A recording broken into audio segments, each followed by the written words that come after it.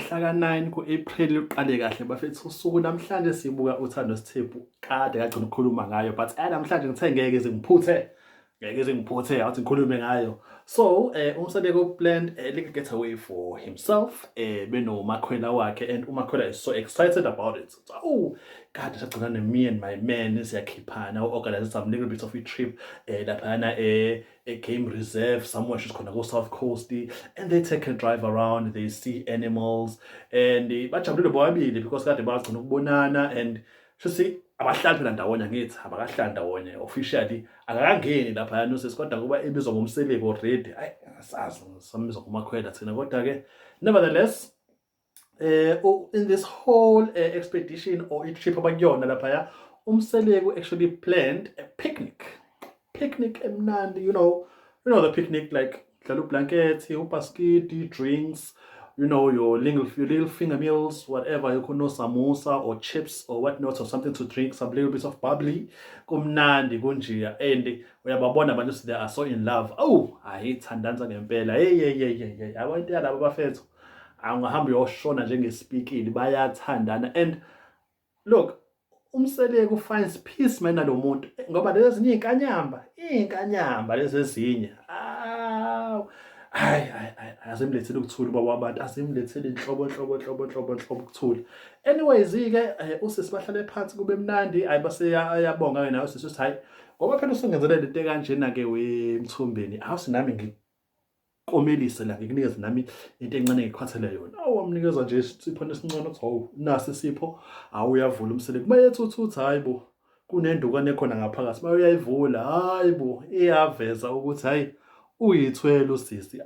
Akajabulanga bafethu uSeleko kanje, akajabulanga kanje. Ngivele ngathi uzuyasho usisi uthi hey, ngathi uyaqala nqa ukuba nengane, ngathi uyaqala, ngathi kulolu sakabhuda senalo, ngathi uyaqala into ebeyade engayilindele.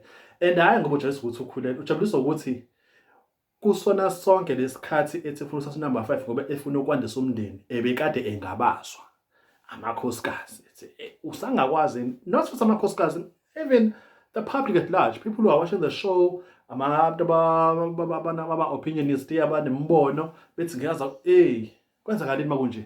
Hayi bafethu wayenza, and it was beautifully. Wajabula uMseleko, wakusho lokho afuna ukushoyo, athi nje yabona lento le kumele sihambe siyoyitshela uMacele nje yena umuntu oqala. Yabona ke hayi bandla uzohamba yekena impela ukuthi hayi bayobona uMacele ukuthi uzothini ngalento. Shuthi lezi ezinye uzobuya ayibona izimambane lezi ngoba hayi sizozwa into enzima ke nayo izobe zinommono yazo, kodwa nje ujabulile.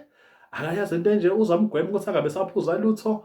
Uyazi uyasho la uSeleko kuma-diary sessions ukuthi yabona lento ayenzayo umakhwela uveza kona ukuthi usayindoda.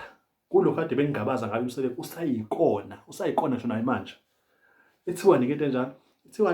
Hayi bafethu, hayi miyekeni bafethu, labantu bayathandana and yinhle into yabo. I don't wanna lie, this is the one segment of the show that I actually loved namhlanje. I think that kwenzeka into eziwu-2 kuphela. 90% of the show was about uMseleko nomakhwela.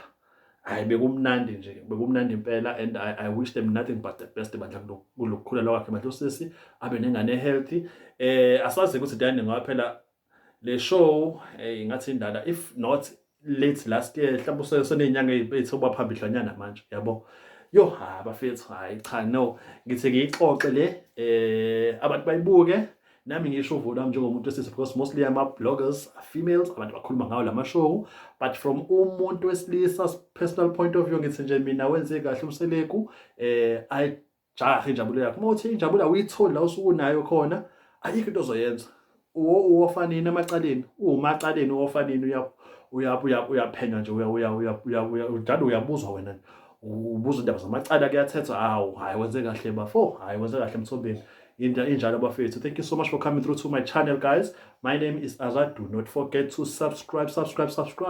See you next time. Thank you.